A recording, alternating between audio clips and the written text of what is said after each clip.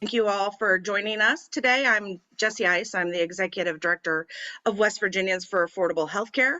This is the first session of our 2022 Medicaid Summit. I'd like to first thank the sponsors that have made this possible for us to share. So I would certainly like to thank the Benedum Foundation for their continued support of our Medicaid Summit and our work in general. And I'd also like to thank the RX Foundation, one of our big supporters as well, for their support. I also would like to thank all of our staff and throw out their names here because some you'll see during the summit and some you won't, but they all are very important on putting this together. So Brittany, Kat, Julianne, Mariah, Kim, Cindy, thanks for all your hard work. Thanks to our board too. And if you hang out for the next session, you'll even see our board president, Sharon Cart, participating. So that should be fun.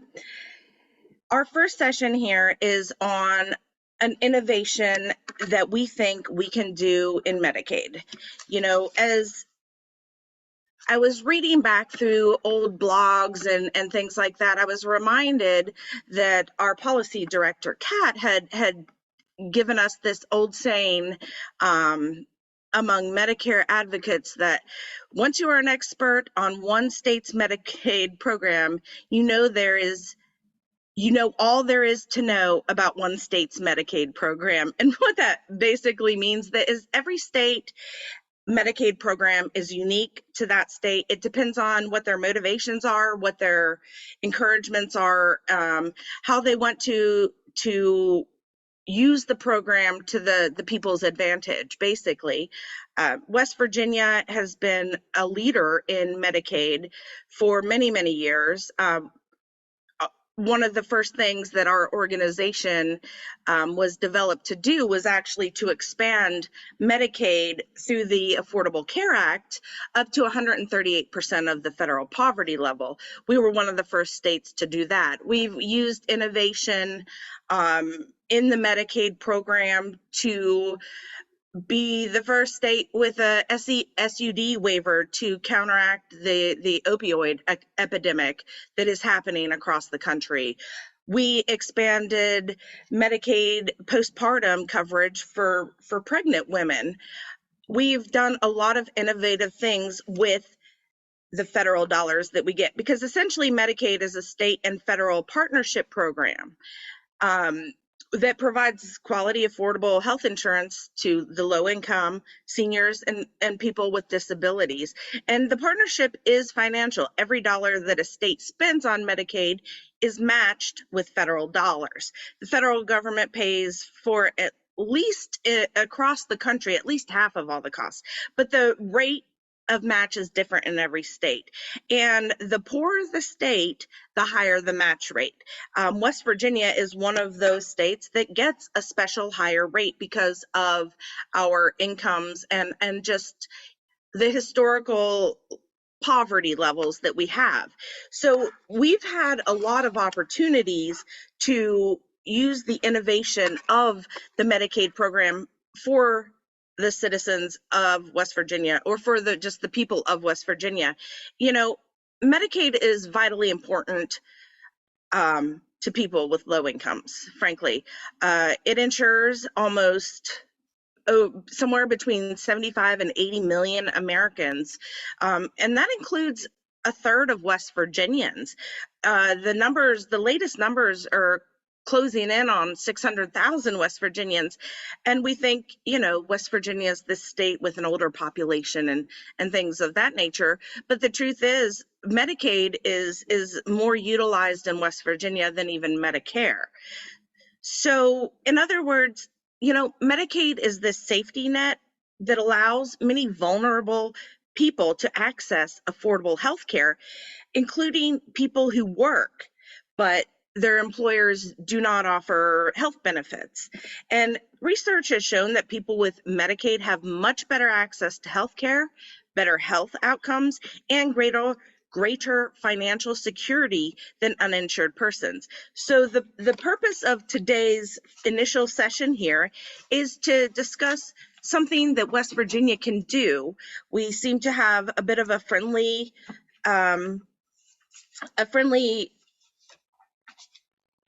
administration right now towards innovation in Medicaid.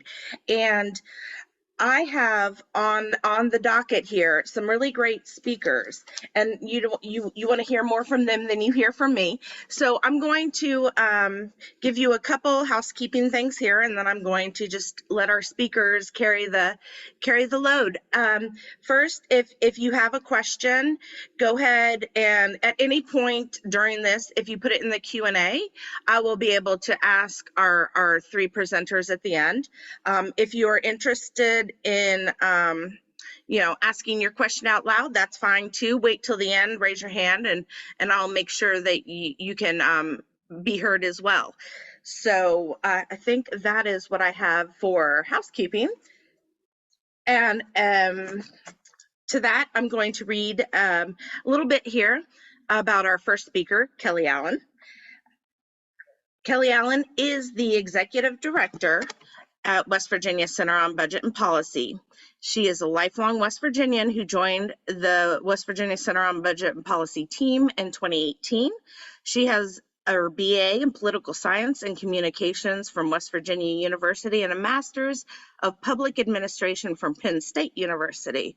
Prior to joining West Virginia Center on Budget and Policy, Kelly advocated for health policy and directly saw the importance of the Medicaid expansion and the access to health care it provided for the people in our state. As director of the West Virginia Center on Budget and Policy, Kelly engages with residents, stakeholders, and lawmakers on tax and budget issues, health policy, and issues that impact women and families. She has authored multiple reports for the center, including Smoothing the Transition, a Medicaid buy-in could reduce churn and expand health insurance coverage to thousands of West Virginians. Kelly currently lives in Charleston with her husband, son, Hudson, who's almost a year old, and dog Enzo. So Kelly, I'm going to turn it over to you now. Thanks so much, Dr. Ice, and thanks to all of you for joining us this morning, and to West Virginians for Affordable Healthcare for including me in this panel today. We are really excited, all of us, to talk about a really innovative proposal, as Dr. Ice talked about, that builds on West Virginia's successes of utilizing Medicaid for our specific needs. Medicaid has lots of flexibilities within it to tailor the program to fit our needs, our unique population, and the challenges that West Virginians face. So our organization, along with West Virginians for Affordable Healthcare, West Virginia Citizen Action Group, and other folks around the state, have spent the last few years spending a lot of time talking to folks, right? Learning more about the specific needs of folks on Medicaid, as well as people who are uninsured, and talking with lawmakers about what would a program look like that helps address healthcare coverage cliffs. We've been having those conversations with lawmakers, with residents, with stakeholders, with our health agency. And since 2019, we have seen a Medicaid buy-in introduced on the House side by Delegate Evan Worrell, who's really been a champion on addressing the Medicaid cliff and the specific needs of West Virginians through the Medicaid program. In 2022, earlier this year, we saw legislation to create a Medicaid buy-in introduced in both chambers, again by Delegate Worrell in the House, and then also with Senate Majority Leader Tom Takubo, who introduced a companion bill in the Senate. So we've got some exciting momentum around a Medicaid buy-in, but there's more to do to really make this a fully fleshed out proposal that gets across the finish line. And just a little bit to the point of what Dr. Ice was saying, I'm sure I don't need to say it in this space, but the Medicaid expansion was an incredible health and economic boon for West Virginia. Through the Medicaid expansion, we extended coverage to over 175,000 West Virginians. We reduced uncompensated care for providers, created tens of thousands of jobs, which we don't always talk about enough, and we kept many of our rural hospitals afloat. In many southern states that have not expanded Medicaid, they've seen significant rural hospital closure, which has not been as much of an issue in West Virginia. And as somebody who spent a few years helping folks who'd never had insurance before access the Medicaid expansion, these are folks who'd never had access to primary care, mental health services, substance use treatment, and suddenly did when West Virginia adopted the Medicaid expansion. I was able to see the life-changing and life-saving impacts of the program. And along with the good, I also saw the steep cliffs that a binary income cutoff for Medicaid and other health coverage through the ACA created. Under the current system, financial help with health coverage, like through Medicaid and ACA plans, is based on need. When somebody's income goes up, they get a little bit less help. And that's not a problem if the decline is gradual. But as we talked about, it's sharp. It currently is sharp. You either do or don't qualify for Medicaid expansion, and you can essentially get dropped off this cliff. And then you either do or don't qualify for these additional subsidies, which we're going to outline in a second. So that creates this perverse incentive and really an impossible scenario for workers and families, where a small increase in their income from a job can actually cause them to lose eligibility for health coverage and result in them being worse off financially instead of climbing the economic ladder and bettering themselves. So again, we're going to get into a couple specific examples in a moment, but I thought we should start by looking at like who are the remaining uninsured folks in West Virginia. I'm going to share my screen really fast. All right. So you might be seeing a different screen than I want you to, but that works. You can still see the slide. What do we know about the folks who are uninsured? There are about 100,000 remaining uninsured folks in West Virginia.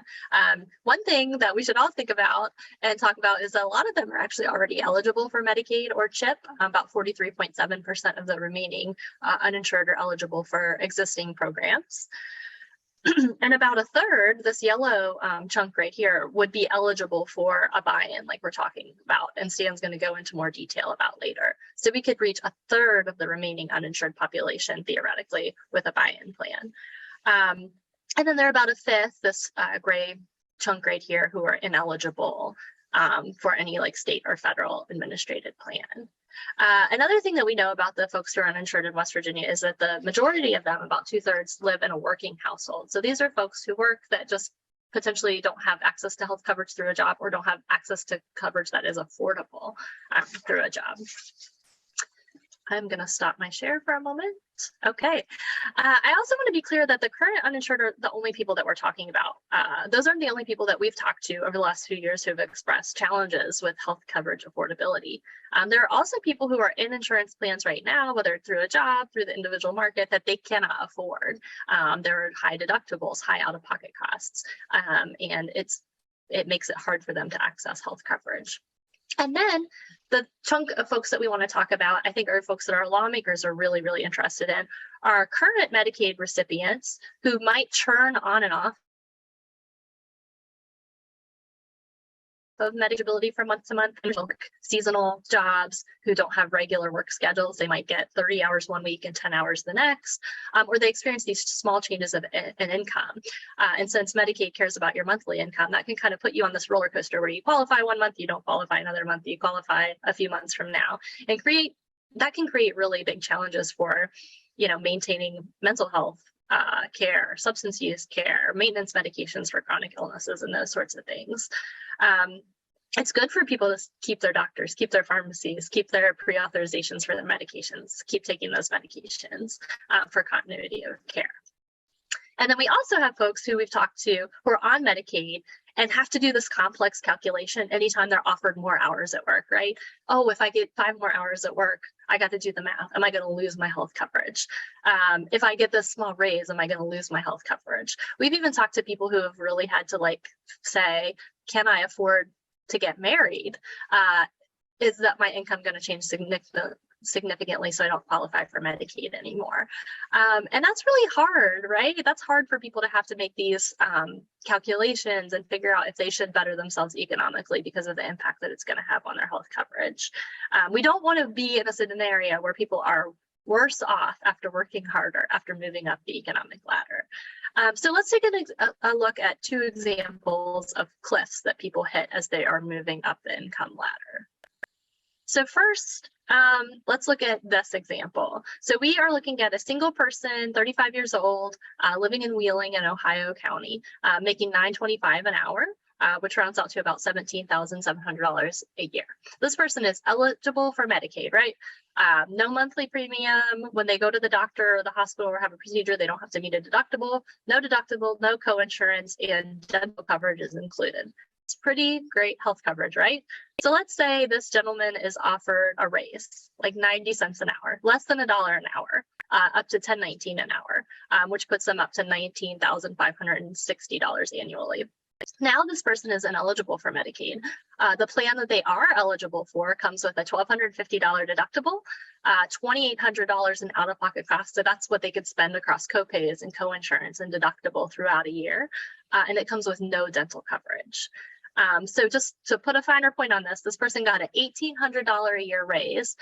They're now incurring potentially up to $2,800 in new health costs, and they're losing dental coverage. So that is an extra $1,000 in benefits that they're losing. So that's $3,800 more in healthcare costs for an $1,800 raise. So you kind of see, like, is this person better off taking, this promotion or this additional hours? It's a really tough choice for folks to have to make. So that's somebody moving from Medicaid eligibility to out of Medicaid eligibility. And then Stan's going to talk a little bit more, I think, about another cliff that folks hit. So when folks are within the income category for financial assistance on the marketplace, that marketplace financial assistance kind of drops off at an arbitrary point, right? So now we're talking about still a single gentleman, 35 years old, in Wheeling in Ohio County, making $13.13 an hour, bringing home about $25,000. So he's got that plan that we talked about a minute ago. He's got a $1,250 deductible, $10 prescriptions, and $15 doctor visit copays. He gets a 37-cent an hour raise, right? Just up to $13.50. His income only rises $700 a year, but suddenly he shot up into a plan that has a $5,700 deductible.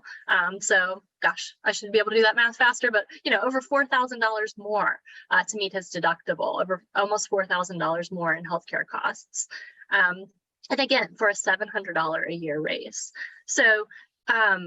The point we just want to make here is that these steep cliffs are really resulting in unintended consequences for folks, where hard work, bettering oneself, getting a better job, getting a promotion, taking more hours of work, in effect isn't rewarded if it's resulting in people losing healthcare that they can afford, healthcare that's critically important to themselves and their families.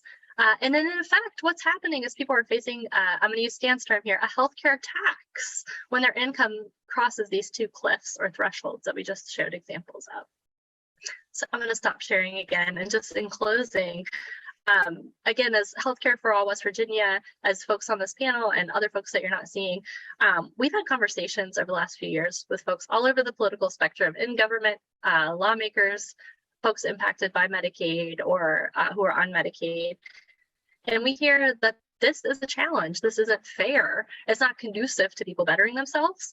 And it's having really challenging and sometimes negative effects for households, for workers, for families, and then for small businesses and for our broader economy if folks aren't able to work more because they really have to figure out, is this worth paying more in health coverage?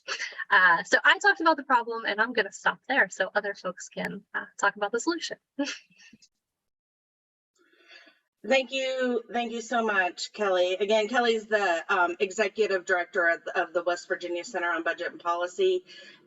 Before that, she was intimately knowledgeable through her work with the ACA on this, and identifying the problem is the first step, in which I think Kelly really outlined for us.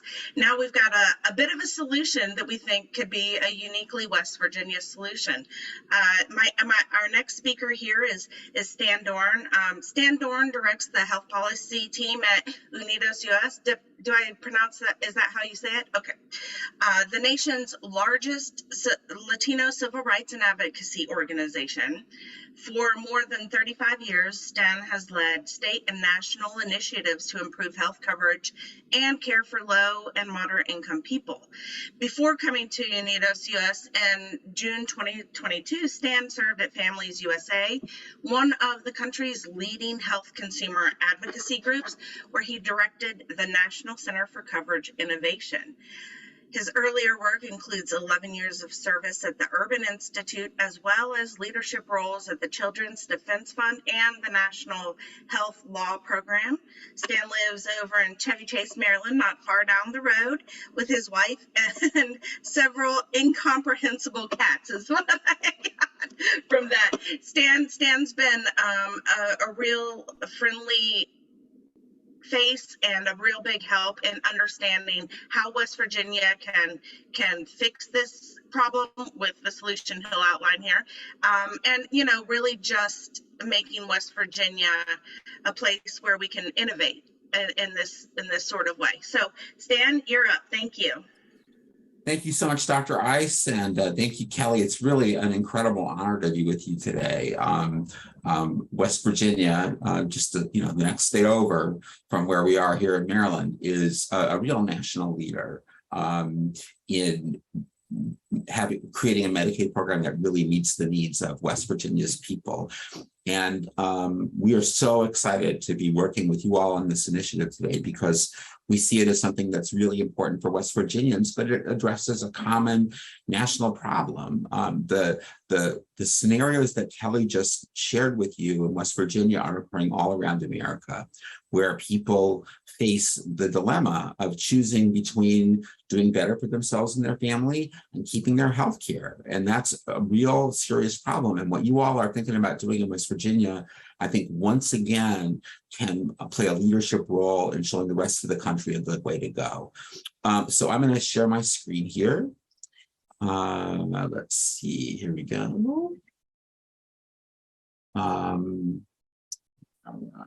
Let's see, get this going.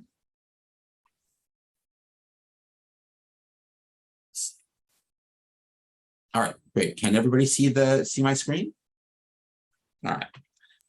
So we're going to talk about how a Medicaid buy-in could work in West Virginia.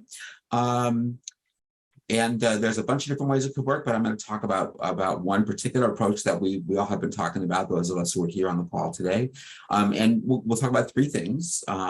What will a person experience when they're getting this coverage?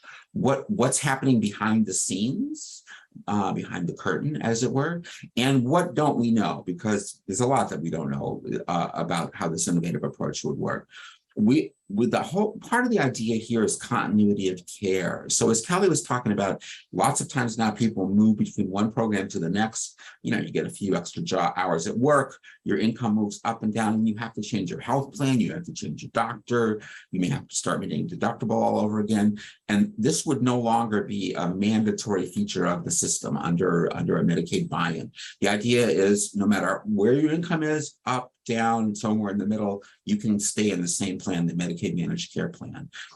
Now, if your income is above Medicaid levels, but below $2,100 a month, you would stay in the Medicaid plan, the Medicaid buy-in plan. Above that level, you could either pick up the Medicaid buy-in plan, or if you want, you could go on the Obamacare exchange, the Affordable Care Act exchange, and pick a different plan. You'd have a choice, but you could, if you wanted to, keep the Medicaid buy-in plan so that no matter where your income goes, you can keep that same plan. Now, as your income rises and falls, the amount that you pay would change. But the goal here is it would not be a sudden, stark, huge increase in costs of the kind that Kelly just showed us. It would be a gradual increase that would make it possible for people to do better for themselves and their families and keep affordable health care. So the way it would work is if your income is above Medicaid levels and below, say, $1,600 a month for an individual, you could continue to get premiums that would be no premiums, no deductibles. These are folks who are having a hard time making ends meet, and so it's important that you be able to get coverage and care without having to shell out money that you desperately need to keep the lights on and keep gas in your car. If income goes up a little bit above that, between $1,600 and $2,100 a month for a single individual, premiums would go up a little bit, up to $20 a month. That is not nothing, but it is way less than what people have to pay today. And above all, the deductibles would remain at zero, which is a big change from how it works today. Once again, as your income continues to rise between $2,100 and $3,200 a month, your premiums would gradually scale up from about $20 to about $100, but your deductibles would remain really limited, $200 a month, which is better than what most people get today, way better than what most people get today in the exchange. And finally, above that level, your premiums would continue to slide up as your income rises. Your deductibles would too. Now, to be clear, these are just very approximate estimates. It's based on some research that was done by the RAND Corporation. It's based on some national estimates about deductibles at different levels. But the only point of this is to show the general ballpark that costs would gradually rise as income goes up, gradually fall as income drops, and you could stay in the same Medicaid managed care plan all along the way. Now, behind the scenes, there's a lot going on. And there's really, there's the Medicaid program, which, as Dr. Ice mentioned, has the federal government matching the state's spending. There would be different financial arrangements for the Medicaid buy-in. So between the Medicaid income threshold and about $2,100 a month, the federal government would pay the state of West Virginia 95% of what the federal government would pay these folks, these West Virginians, if they were to receive coverage in the exchange. And it turns out that that is more money than what the state of West Virginia would need to pay to Medicaid managed care plans to provide coverage. So unlike Medicaid, where West Virginia has to put in a cost share, here there would be a surplus, and West Virginia would not need to put in any of its own taxpayer dollars, except perhaps the program administration. And that's obviously really important. The state budget goes up, it goes down, and if we can provide a way to keep people covered with good insurance without costs rising as people do better for themselves and not burden the state budget, well, that's a really good thing. That's part of what makes us really excited about the possibilities here. Above $2,100 a month, it would be a little different situation. There, the Medicaid buy-in plan would be available on the exchange for anybody who wants to buy it. The other plans would be available too. But again, there's no West Virginia state dollars in the mix. People would take their federal premium tax credit and they would use it to buy any coverage available in the exchange, including the Medicaid buy-in plan. Now, as we look forward to the future, we see that the Medicaid buy-in plan, because of Medicaid's efficiencies, could offer more generous coverage at a lower price than the plans that are in the marketplace right now. And that's what makes it possible for people to get that affordable coverage as income continues to scale up. But again, the money is all coming from the federal government, except for operating costs, and that relieves a burden that otherwise would be borne by West Virginia taxpayers. Now, there's a lot that we don't know. The numbers I've just laid out for you don't take into account the possibility that West Virginia might be able to qualify for additional federal dollars. The state would propose a waiver to do some of these things. And, we have every reason to believe that the administration would be receptive to a waiver. It would meet the administration's goals as well as the goals of policymakers in West Virginia, attesting to that across the philosophical spectrum, the political spectrum, feature of a lot of great West Virginia policies that Kelly mentioned a few minutes ago. So it's possible that with the exchange, with the waiver, West Virginia might be able to draw down some extra federal dollars, which it could use to even more, to smooth out the cost curve as people rise up the income level even more, make affordable coverage even easier for people to get in West Virginia. We don't know the exact level of the premiums, the deductibles, the out-of-pocket cost sharing limits. I've given you a presentation based on the best information that we have, but it just really shows a ballpark. The specifics will have to come a little bit later. We know that there's enough money in the till for the Medicaid managed care plans to get paid more than what they are paid today. That is, if for people who are above Medicaid levels, but in the buy-in plan, healthcare providers, doctors would be able to, doctors, nurses, et cetera, would be able, physical therapists would be able to get more than they do get today from Medicaid. We don't know exactly how much. Now, a lot of these questions are going to be answered in the coming months because thanks to some funding from the Arnold Ventures Fund, the Urban Institute, which is one of the nation's leading health policy research organizations, is going to do some estimates for West Virginia and show how this buy-in plan would affect costs for people.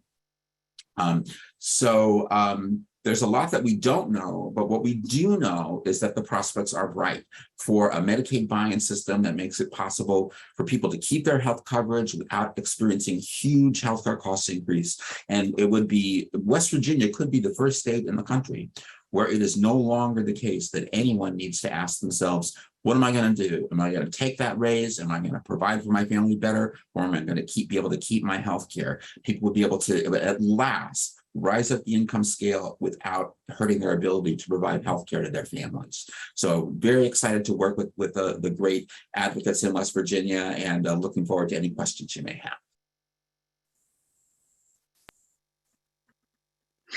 Thank you, Stan. And like Stan mentioned, he knows this inside and out. He couldn't give us the specific numbers because there's a lot of variables at play here. But I would encourage everybody on here to, keep an eye on our work as we go forward, because we do have this study coming from the Urban Institute. We're very fortunate to have their support as well to really outline how this is possible here in West Virginia, and it really is possible. Our final speaker today is a storyteller, and before I tell you, I just pressed something on my computer. Sorry there. Before I tell you about Kat Hagdorn, I would like to encourage folks, if you're interested in healthcare storytelling and how it can be impactful, and I think you'll see in a moment just how impactful it can be. We have a session at 11 o'clock today that will talk about the power of storytelling. It'll go into the brain work of it and things like that. But with no further ado, here is Kat. Kat grew up in Ohio, near the Ohio River, and the on and off smokestacks of the steel mills. After high school, she realized that she lived on the wrong side of the river. So while her peers chose colleges in the north, she went south to a West Virginia college on a mountain, Alderson Broaddus, and has never left the home of her heart, West Virginia. After graduating with teaching degrees in special education, gifted education, and multi-subject K through 12, she went east to our Panhandle. Kat has taught in public school and at Grafton schools.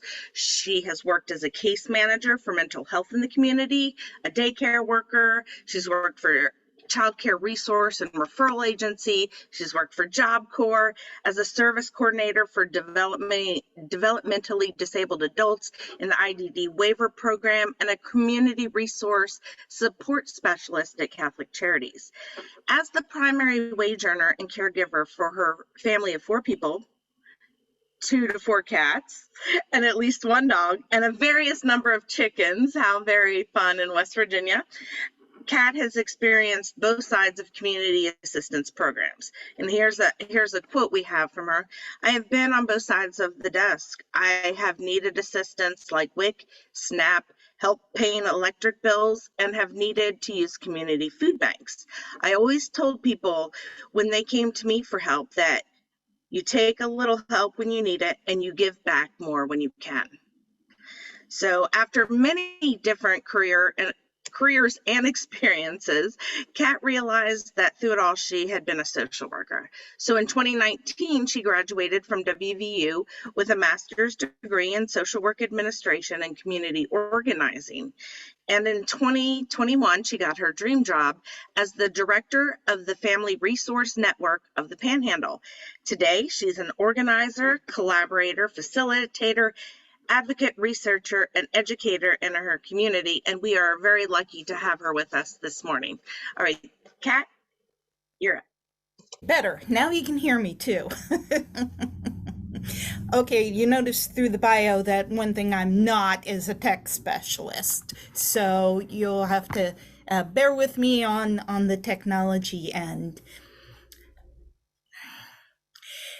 What I consider Medicaid, Medicare, regular insurance, the Affordable Care Act, it's my family's healthcare journey.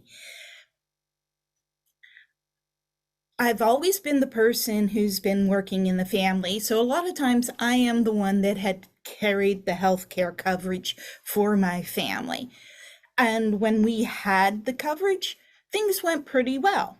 Okay. We were all able to, go to the doctor, kids get their immunizations, husband get his checkups and things along the lines of that. But there were great gaps in the times that I was able to provide that kind of healthcare coverage for my family. And during those gaps, things didn't go well health-wise. And because of those gaps, there have been long-term consequences to my husband's health. I think back to a point in time I had health coverage. I had been covering my entire family. And my husband was first diagnosed with diabetes. So he could access some of the treatments that he needed and things. And he was going and trying to follow doctor's orders and things. And, diabetes is a very preventable and treatable disease if you have the right supports. I had gone in to pick up his medication because the doc had changed it, wanted him on one of the newer medications that were out there that should be better and things like that, help him be healthier. And I picked it up, I brought it home. He saw how much the copay on that medication was and basically told me to take it back because we couldn't afford that. This is a kind of thing that a lot of people face, even when you have the insurance. Fast forward a number of years, and a couple of different jobs. I took a position, and this was back in 2008 when, insurance was there before Affordable Care Act, before a lot of things. And I was looking at the healthcare insurance, being so grateful, thankful that I got in a position where I could have the healthcare insurance again, and then realized the coverage would not cover my husband because of his pre-existing condition of diabetes. I was working, so we weren't eligible for anything like Medicaid, but my income was low enough that I was able to get my kids on CHIPS, the Children's Health Insurance Program, which made a lot of difference to them. Me, I had my coverage, and my husband wasn't. So, during that time, his health kept getting worse. His diabetes progressed. He, in 2010, went and he had gotten an injury on his foot. And he didn't go to a doctor. Of course not. He didn't have insurance. We didn't have the money to pay for a doctor. His foot became infected and grew worse, to the point he ended up at the local emergency room and then in the hospital. He had a toe removed and, back to a first foot bone so that, the infection wouldn't go any further up his, into his bone. It sounds unbelievable to other people, But we were so thankful that he ended up in the hospital, because at that point in time, we were then in so much medical debt that he was now eligible for Medicaid. You had to go into so much debt. You know, you would hear sometimes about people saying, "Hey, I was told that, not to pay my medical bills."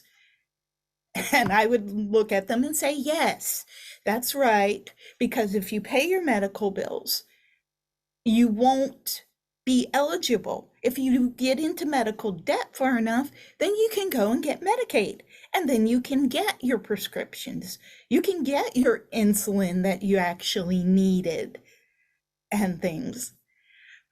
But then, of course, you reach another cliff where, after a while, that debt is kind of cleared up or forgiven, and you no longer have any of that because Medicaid had been covering your whole treatments. So then you are dropped again. You're off that cliff. And during, after that happened, we were like, oh boy. Then came my loss of insurance. I'd been working with the company, and the company had been paying my insurance. It was 2008. Things were going pretty well. All right, we're moving along. 2014, because of the size of the company, they were going to be required to offer more insurance to other individuals. So they had a choice of not hiring people that they needed, or just not offering insurance. Yeah, that's it. I lost my insurance and faced the part of, oh, okay, great. You lose your insurance. You can still pay for it out of your own pocket, okay? On your own until you can get other insurances. $800? No, it was not something that I could possibly do. Fortunately, I actually found out I had been making, because of some of the advancements in the Affordable Care and things like that, I was eligible for Medicaid myself for a short period of time. My husband's diabetes, though, continued to worsen. He ended up losing an eye.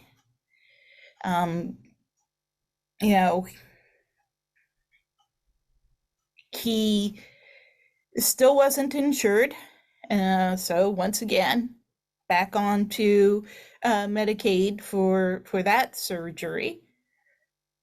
And the following other surgeries and things, he was blinded in his good eye, and they had to do some lasering, and all through all of this is the uncertainty I have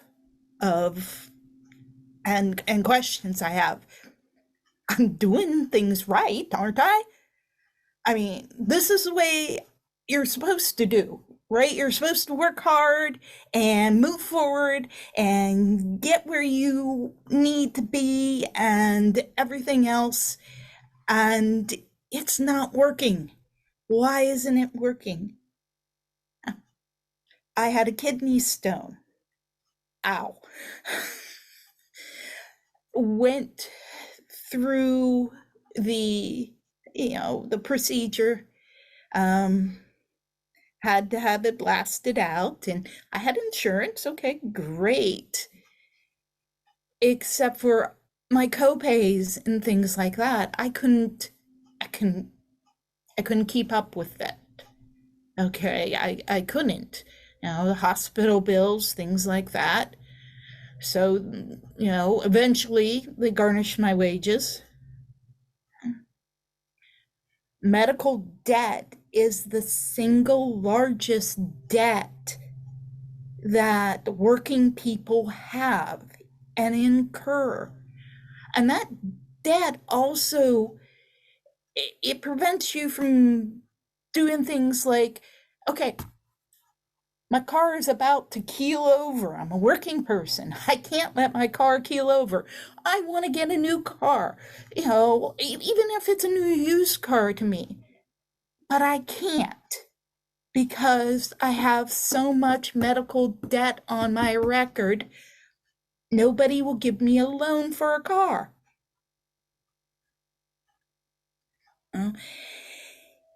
The cliffs are real. The impact is real. My husband is now on Medicaid and Medicare because he is now on dialysis 3 days a week. I can't imagine the cost of that. And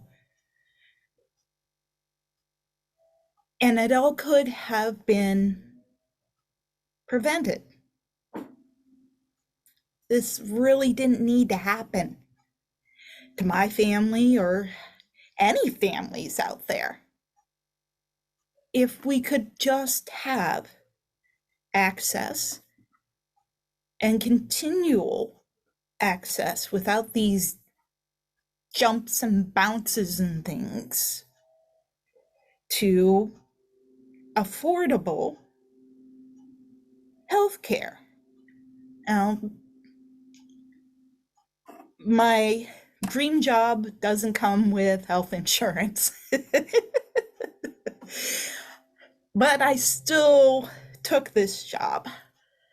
And then I went and started looking at the marketplace, the affordable care. Oh my goodness. So confusing. Oh, call this 1-800 number. And I do, of course. And it's like, or fill out this form on the computer. I do that. And I start getting all the sales pitch calls. Use our plan, use our plan. And you are bombarded and you don't know what is best. And you're looking at all this stuff about deductibles and co-pays and, oh, this one does this, but this one doesn't do that. And then, you're sitting here, you're overwhelmed. Thankfully, I was able to manage to connect with a navigator to help me through the process. And, the first plan I ended up with through the marketplace, I was paying around $219 a month, which, and it's also you're responsible for the payment and things like that. Working people are under so much stress and so much responsibilities that they're juggling. It is difficult to even think about, I've got to pay one more bill. And then there comes the thing of your electric is due, and it's more than, the $219. Which do you pay? All this stuff I say to say this, please consider the Medicaid buy-in. It's a simpler thing for people to understand. They would get the support of people that understand the process. they wouldn't have to go through the yo-yo of healthcare. And it probably, no, it will save lives. Thank you. Kat, thank you so much. I know how important your story is, but I also know that it can be intimidating to tell your personal story. So I really appreciate you sharing with us what you had to say. I'm going to go ahead and in our remaining time, I've got some questions that folks have had. And so I'm trying to cull through these, but I wanted to start with something for Kelly here. We've talked about, and we just heard from Kat, of course, how a buy-in could benefit individuals. What positive impacts could it have on our health system and our economy more broadly? So it's more, you know, like out of the state, like how will our state benefit as a whole? Yeah, thanks, Jesse. And I think Kat perfectly talked about how this would help folks on the individual level. It would really make a difference in folks' lives around affordability, around keeping health coverage. But there are these broader impacts that are really important. For the at the health system level, we talked about Medicaid expansion being really important for hospitals, reducing uncompensated care, for keeping providers afloat in rural parts of the state. And there's some more that we have to learn. The Urban Institute, part of their analysis is going to analyze like churn, how a program like this that would allow people to stay on a Medicaid-like program even when they rise above Medicaid expansion eligibility, how that reduction in churn would impact our health system and folks' overall health. But I think we can make a few assumptions now. We know that when people aren't, switching health plans, switching providers, switching networks, and able to stay on medications to keep getting their regular care, we know that has better. That results in better outcomes, right? Instead of, this crises moment where health coverage, or accessing healthcare is super expensive, a hospital stay, it could be, folks being able to stay on their maintenance medication. So I think that will definitely have, hopefully result in reducing overall healthcare costs and helping providers stay afloat. So we'll learn more about that when the urban analysis is complete. But also, it's important to talk about this really broader impact on jobs, on our economy. If folks aren't forced into making this choice, if they are able to take better jobs, if they are able to work more hours, we know that could have a positive impact on our overall economy. We also know when working families have more money, they spend it in our local economies, right? If folks aren't having to, have absurd healthcare costs, that's money they can be spending on food and rent and buying a home and all these things that are good for our local economy. And we also know that a healthier workforce is good for our economy, right? In the United States system, we kind of have it backwards. By tying health insurance to jobs, we kind of say you have to have the job first and then you can get healthy, when we know that folks need to be healthy. Folks need to be able to be their full selves to work. So this kind of provides the opportunity for us to have a healthier overall workforce. So those are just a few of the ways in which it can really have these broader positive impacts for West Virginia.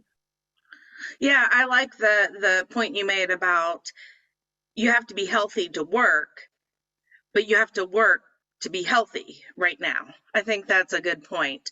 I would like to turn it over to Stan for a question, if you could answer this. Can you comment on how you think these requests for waivers from West Virginia would be received by Center on Medicaid and the federal government at this point? I think they'd be very well received.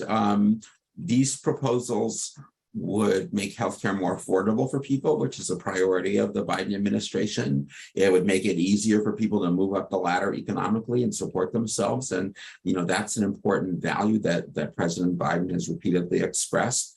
So, you never know, obviously, until you start going through the process. But I have every reason to think that the administration would be very receptive to a waiver along these lines. And yeah, and let's not forget West Virginia, you know, we really are innovators in Medicaid. If any state can do it, I firmly believe West Virginia can. Totally agree. Thanks. All right, I've got a couple more questions. So we heard from Kat Storia about medical debt. West Virginia adults have medical debt turned over to a collection agency, and this is for any panelist. Many of these West Virginians are insured. So what happens when a person has medical debt in collection? And would this proposal help that problem? Well, I can talk about that a little bit about how it would help the problem. It's really a serious problem that people who have health insurance have deductibles that are so high that even with insurance, you have to spend thousands of dollars before the insurance on services, hospital care, doctor care, et cetera, before the insurance kicks in. And one great advantage of the buy-in proposal is it would substantially lower deductibles for people in the health insurance exchange, and it would and thereby would protect people from going into bankruptcy because they are incurring huge medical debts. Now, that's not going to help people who are enrolled who have health benefits at work with high deductibles, but at least it'll be a start in helping people in the health insurance exchange.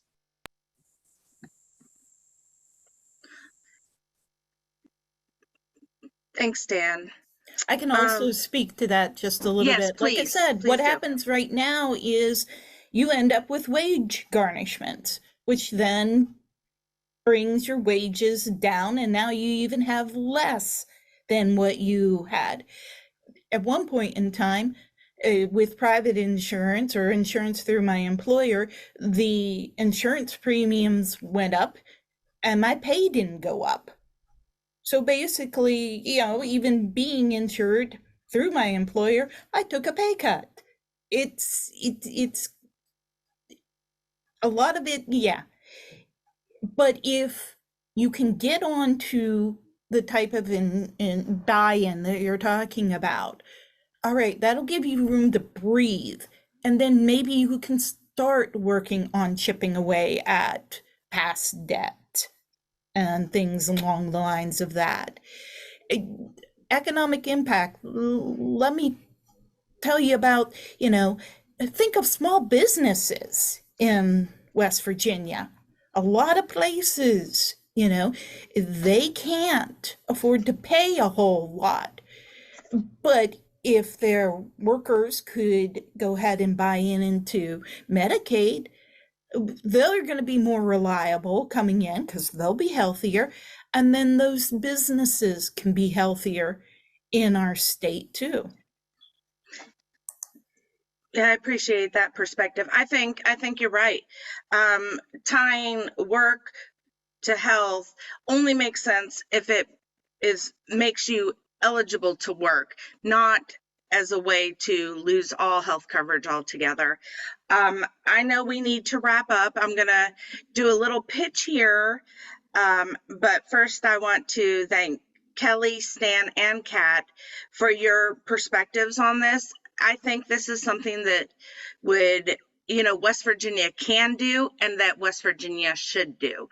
So yeah, keep an eye out, you know, either through the Center on Budget and Policy or West Virginians for Affordable Health Care, and see when that urban study comes out and all the breakdown of how, yeah, we can do this, we can afford this, and we should do this.